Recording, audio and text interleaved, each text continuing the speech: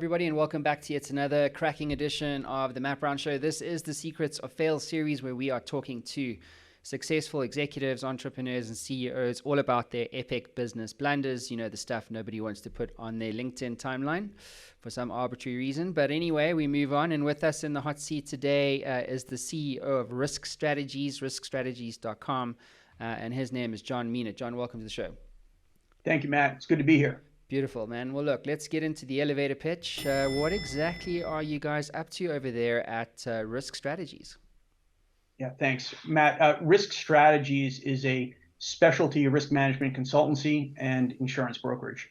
What we do is we provide deep insurance and industry expertise to help clients understand the full scope of their risks and liabilities, as well as practical ways to address them. So that's tailored insurance coverage to improved risk management, alternative risk financing, risk retention, employee benefits, the wide spectrum of solutions.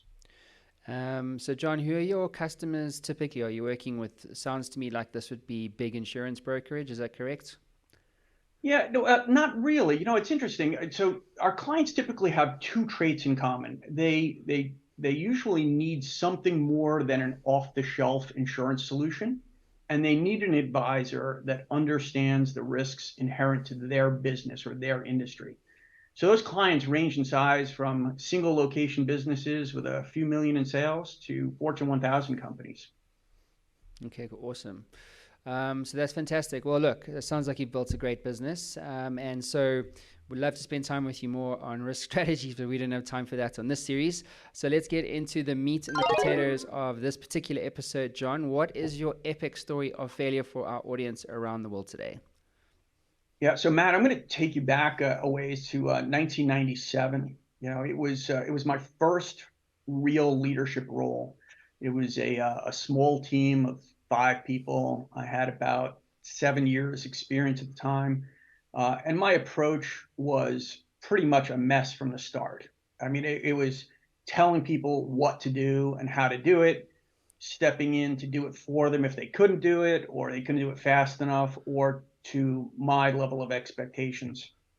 And overall, I just wasn't helping them be successful. I was in that role for maybe 3 years when I got my first 360-degree appraisal, when they poll all of your direct reports and leaders and colleagues, and got anonymous feedback. And I realized how badly I was screwing things up. It was painful to read some of the comments. And at the same time, I knew I needed to own it. It's one thing to hear that you're intense or passionate, but the word intimidating and my name showing up in the same sentence was a shock. And then even worse, shortly after that, I was moved into a role that didn't involve directly managing people, something I enjoyed and thought I was good at. And and in retrospect, it shouldn't really have been a surprise. So I guess I would tell you it could have significantly sidetracked my career were it not for a couple of individuals that saw the potential within me and were willing and able to coach me through some changes to my approach. So there's my disaster story. Mm-hmm. Yeah, leadership styles are very different and very important. I find that different leadership styles need a change depending on the stage of the company and oftentimes the culture and things like that. So 2 things I'd love to double click on. One is, how did that make you feel? And 2, what happened? Where did you go? Yeah, so it made me feel awful. It's at first, these were people that I had worked with for a number of years before, and as their leader, I thought I was doing them, something good. And it turned out I wasn't helping them be successful, which is really the job as the leader, right? It's not about you. I say that to other leaders all the time. It's not about you. It's about, how do we support our teams and help them and forward the mission. So it just made me, just sort of sick to see the feedback. I took their feedback to heart because I felt I had a lot to offer, and I spent a lot of time thinking about how I was perceived and how I needed to modify my behavior. And like I said earlier, I was very fortunate that I had a couple of people who believed that, somewhere, deep inside there was a glimmer of hope and that they could help me get on the right track. Mm-hmm. So, John, when you think about that experience, what lesson do you now take forward into risk strategies, and I suppose throughout the rest of your career, really? Because obviously, risk strategies is a sizable company. You're the CEO there. So, what lesson do you now take forward into the risk strategies business in the context of leadership? Yeah, so this is really I would say is foundational in terms of how I think about leadership, for the next 20 plus years, almost 30 now. Uh, First is I would tell you, no one has 360-degree vision, right? So we all have blind spots, and we all suffer at some level in believing or wanting to believe that we're correct and on the right path. And what I've learned over the years since then is it gets more difficult to see those blind spots as we become more successful. I've watched people convince themselves that they're successful because of their absolute worst traits, and it can be a real surprise to learn that our success was entirely due to something else. So the big lesson here is no one has 360-degree vision. Awesome. So, John, if you could get into the Matt Brown Show time machine and have the privilege of going back to yourself with the luxury of hindsight and give yourself a piece of advice, or maybe do something differently, what would that be and why?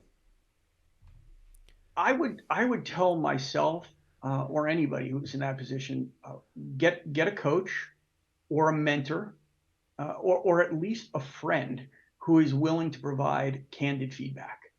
The signs were there for me, but no one was saying anything. And now I say it all the time. I say, if you can find someone who is willing to give good constructive feedback, someone who has no personal gain for themselves or an ulterior motive, hang on to those people for dear life. Getting good, candid feedback is critically important. Mm. John, what's your advice to other CEOs about the importance of failing or failure in becoming successful?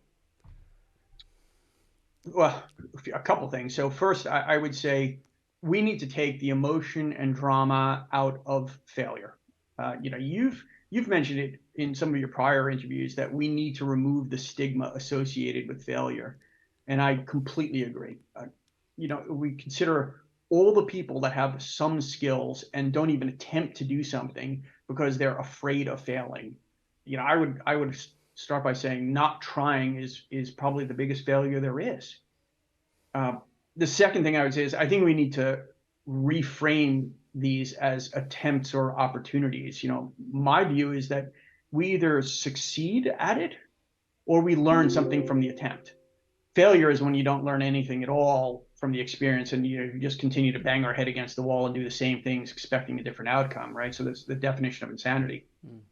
And then I think the third thing I would pass along is that we all need to get outside of our comfort zones and challenge ourselves, especially as a leader. It's all too easy to surround yourself with yes people and believe that you're doing it all right. And most days I would say I love the fact that my executive team is a group of knowledgeable and opinionated professionals that aren't afraid to disagree. Most days I'm happy about that. But what it does is it ensures that we have broad perspectives and we're constantly looking to improve. We're not assuming that it's all perfect and working well. Yeah, that's awesome. John, what about books, tools, and resources that you recommend to other CEOs? So two things I would say I'm an avid reader of books. So I would say two things here. One is an easy read, and one not so much. On the not so much, Thinking Fast and Slow by Daniel Kahneman. Really an amazing book about how we think and how we make decisions and how we come to conclusions, and worth reading. It changed my perspective on a few things. And then the other one is a little bit easier read, which I just find motivational. I just love turnaround stories. Is It's Your Ship by Michael Abrashoff, the former commander for the Benfold, USS Benfold. That's awesome. So look, John, really enjoyed chatting to you, buddy, but that does conclude your time in the hot seat. Thank you so much for lending your perspective and buying into this whole series that you were pointing out to me before. And like, we've done over 100 episodes now, which I didn't even know.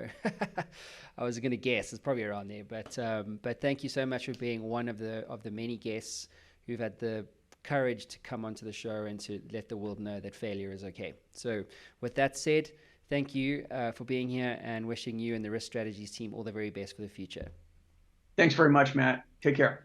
Great stuff. Everybody else, we'll see you again soon.